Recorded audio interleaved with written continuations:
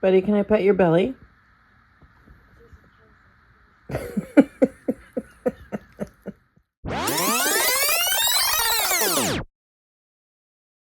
I don't think we've had this many firsts in 1 week in a while. We left our parrot friend, our first RV ever, also hosted by the owner of Booster Juice, and we went on to more firsts. Frost was not one of them. We headed back down the island, Vancouver Island, and did our first ever Boondockers Welcome, also affiliated with Harvest Host, and that was just perfect. And right about then, the sun started to come out for the first time in quite a few days.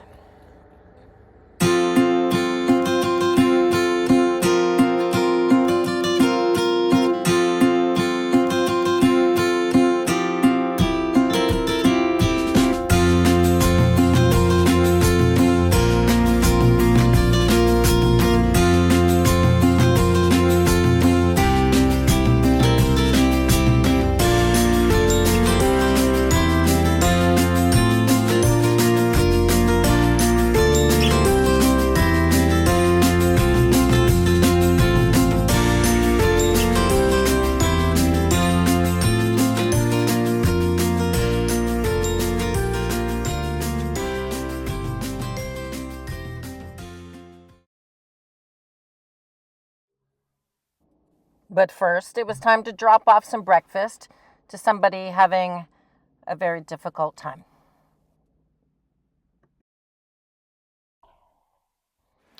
The joy of off-season is that you often get places all to yourself.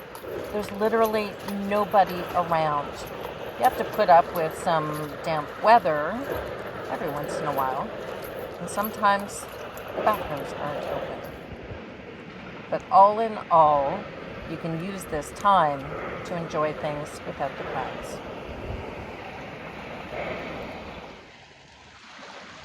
Good morning. One of the great things about off-season is that you often have the entire place to yourself.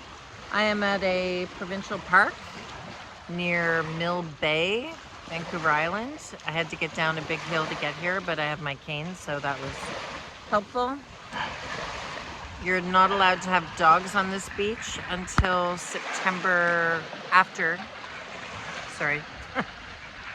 until September 15th. You're not allowed to have dogs on this beach, but because we're into the month of November, there's noise back there because somebody is doing construction on their big, beautiful house. And we are waiting here for an hour because I have a phone meeting. I do have my cougar knife on me because I'm still paranoid about this cougar alert thing that's going on. Although the people at Harvest Host, Boondockers Welcome, that I stayed at their property last night, we had a lovely evening, and I parked in their yard right on this waterfront. Beautiful, beautiful house. They said in all of their time hiking that they have never seen a cougar, which a friend of mine did see a cougar on his first hike out here that I was supposed to go on, but then plans changed. And but you know, I figure between the bear spray, the knife, the horn, my whistle, I might be looking a little paranoid at this point. And then the sun came out, which is the first time in a very long time of me being here that the sun has come out. And as you can tell, I'm quite warm because it's only 9 degrees Celsius. And we're just going to spend an hour here enjoying all of the views. Again, with that construction sound. It looks like they're doing some kind of paving, or like there's rocks going down into a tube. So I'm not quite sure what's happening there. It's just a lot of noise. No biggie. Their place, not mine. And sitting here right by the water. I'm going to turn the camera around because those are the islands between here and Vancouver, which is over there. And I believe that's Salt Spring Island and Artis Mecca. I'm not sure what this big one is in front. And I'm looking for sea lions and seals on this inlet.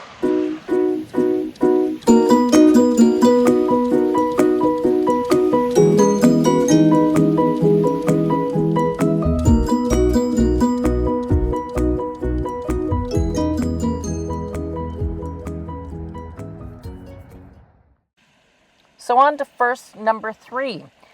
I had not really stealth camped in a neighborhood ever. That was the view on the first morning when I woke up. The sunrise was beautiful, but I was in a community. There were no overnight parking signs, and I did see some other van lifers, which is often a signal that other people are smarter than I am. And that's how I met this dynamo in her tiny van, which is profiled in an earlier episode. We met on the water of Sydney, British Columbia, where I stealth camped for those 4 days. This day is turning out pretty well. It's beautiful and sunshiny. This is the second walk of the day, and it's an off-dog. Where'd he go? There he is. An off-dog park. So I just finished editing some of the things for the mental health podcast and also the YouTube channel that you're watching. Thank you very much to all of you.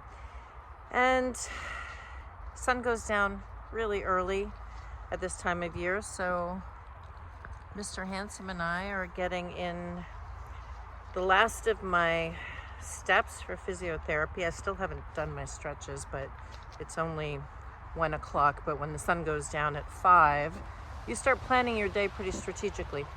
And he just got in a thistle. I'll be back.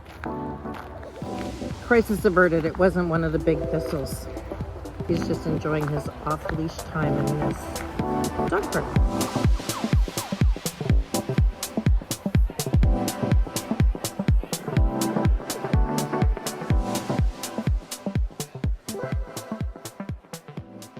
In a second. So this is Elk Lake, and this is where our Canadian Olympic champion, not that guy, way to photobomb, buddy. Silken Lauman trained for the Olympics is Elk Lake. The second thing that I did was this morning, after 4 nights of stealth camping, I was pretty much as filthy could be, because normally I have showers at provincial parks, but if you've seen the previous episodes, I'm a little scared of the cougars and bears right now. So I went to a community center, and for $7.50, beautiful community center with a pool, that's where I had a shower this morning. I'm expanding my horizons. Well, the sun is going down, and in the spirit of trying new things, it's been a very long time since I parked in a van life community. I was mostly in the United States. So here in Victoria, British Columbia, I'm not talking to you right now, buddy. I am going to park in the middle of a van life community that is right on the highway that people pass every day on their way into the city. And I took a little drive by, and I know there are people in this community. Elk Beaver Lake Regional Park is where I'm sitting now, just to do a little bit of editing before I do this, as this park closes at sunset, which is now really early. And so I am going to go park with fellow travelers along a highway. Probably for the first time. I mean, I did it in the desert But most of the time I'm in provincial parks, state parks, because that has sort of always been my comfort level, being in the woods, really far away from most other people. And this is going to be 4 to 5 feet away from the next person sleeping there for the night. So I just want to see what it's about. Kind of take a look around. But right now I'm going to do a little bit of editing. I'm not sure what the signal is going to be like over there. I'm sure it's going to be pretty good because it's right next to a highway. And on days like this, I'm really glad that I wear hearing aids, because when I take them out, I probably won't hear the highway as much. But I just want to, my goal is to tell stories about people who live in their vehicles, and I can't pick and choose. Therefore, I need to find out about all people that live in their vehicles. That's what I'm going to do. I'll let you know how it goes. And we leave you at one of my favorite places, Beacon Hill Park in Victoria, where I was born. I don't remember much of it because we left when I was almost 3 years old. But it was truly stunning. I'm editing this on November 11th, and my dad served 50 years in the Canadian military and the RCMP. Lost too soon.